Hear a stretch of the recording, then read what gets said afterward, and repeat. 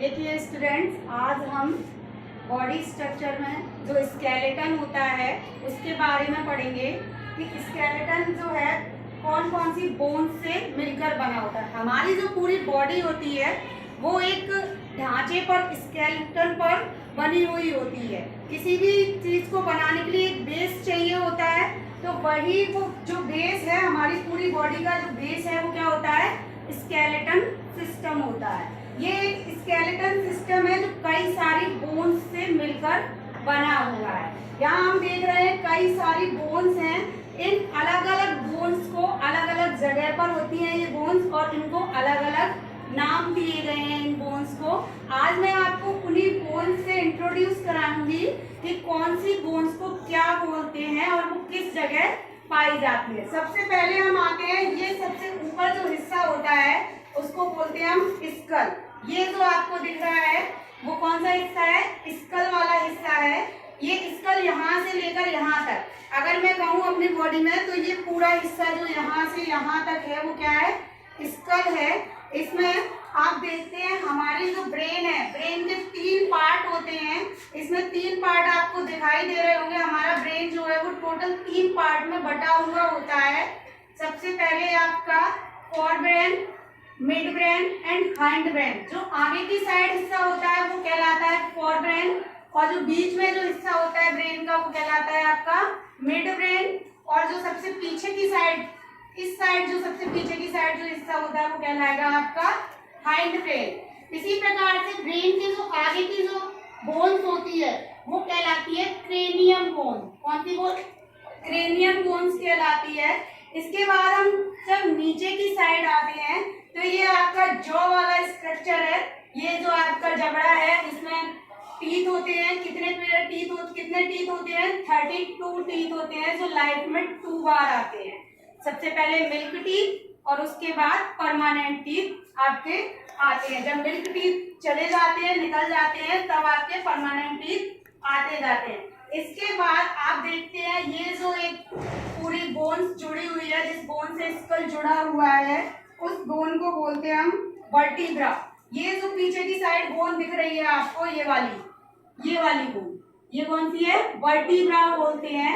इसी के चारों तरफ आप देखते हैं ये जो बोन्स निकली हुई होती है, जो पीछे तक जा रही है, ये वाली बोन्स, इनको बोलते हैं हम रिब्स। क्या बोलते हैं, रिब्स, जिनको आप बोलते हैं पसलियां। कभी कभी आपकी पसलियां दर्द करने लगती हैं सर्दी के कारण, ये वही होती है रिब्स, ठीक। और ये रिब्स का जो पूरा एक केज बन जाता है, पूरा एक जो जाल बन जाता है, ये जाल आपको दिख रहा है, उसको बोलते हैं हम रिब केज, और इसी को हम बोलते हैं थोरेसिक कैविटी। पढ़ाया था आपको थोरेसिक कैविटी के बारे में। इसमें हमारे लंग्स जो हैं वो सुरक्षित रहते हैं, सेफ रहते हैं, ठीक। इसके बाद आप नीचे आएंगे, ये हैंड में आपके जो है सबसे ऊपर की जो हड्डी होती है, ये वाली हड्डी, इसको बोलते हैं क्लेविकल। ये जो हड्डी है ना बोन, उसको बोलते हैं क्लेविकल बोन।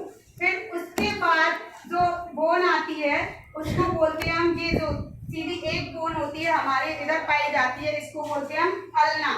ये वाली बोन, ये कौन सी है, अल्ना है। और इसके बाद इस अल्ना से 2 और बोन्स जुड़ी रहती हैं, इसको बोलते हैं, इसको बोलते हैं ह्यूमरस, और इसको बोलते हैं अल्ना, और इसको बोलते हैं हम रेडियस।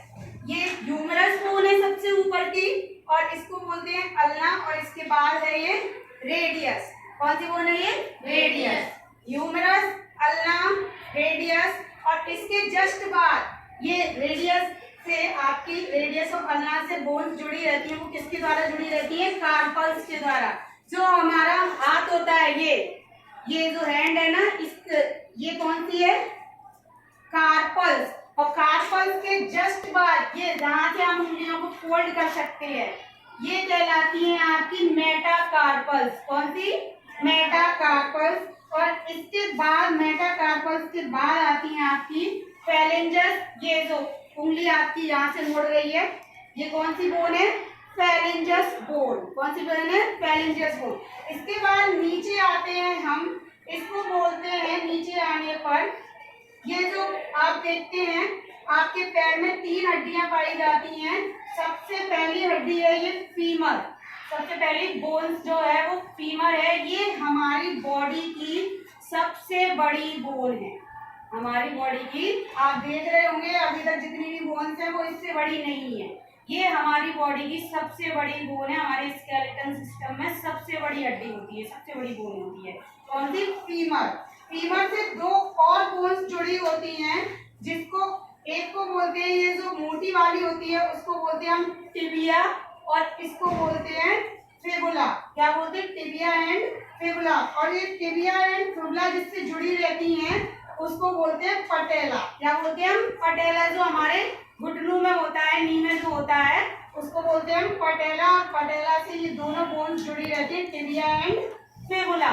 और ऐसे ही टिबिया एंड फिबुला के बाद हमारे पैर का टखना आता है जिसको हम बोलते हैं, तो वो उसको बोलते हैं हम टार्सल्स। नीचे की साइड ये जो है वो टार्सल्स। उसके बाद टार्सल्स से भी नीचे जाते हैं मेटाटार्सल्स, और मेटाटार्सल्स के बाद क्या होता है? ये फेलेंजस। जैसे उंगलियों में होता है, हाथों की उंगलियों में फेलेंजस, वैसे ही पैरों की उंगलियां जो मुड़ती हैं हमारी जहाँ से, जिस जॉइंट से, उसको बोलते हैं फेलेंजस। ये जॉइंट के कारण ही ये आप देख रहे हैं, चाहते तो हम एक ही पूरा स्केलेटन सिस्टम बना सकते थे। ये जॉइंट क्यों है? इन जॉइंट पे से ही हमारी जो बोन्स हैं वो फोल्ड हो सकती हैं। हमारा ये नी ऊपर नीचे हो रहा है, किस कारण से हो रहा है? जॉइंट के कारण। ये हमारी एल्बो ऊपर नीचे जा रही है, किसके कारण? जॉइंट्स के कारण। अगर ये जॉइंट्स नहीं होंगे तो हमारी बोन्स जो है फोल्ड नहीं होंगी, क्योंकि बोन्स फोल्ड नहीं हो सकती। फोल्ड करने पर क्या हो जाएंगी? ये टूट जाएंगी। तो ये था पूरी बॉडी का स्केलेटल सिस्टम और अलग अलग बोन्स जो जिनके नाम मैंने आपको एक्सप्लेन किए। Thank you.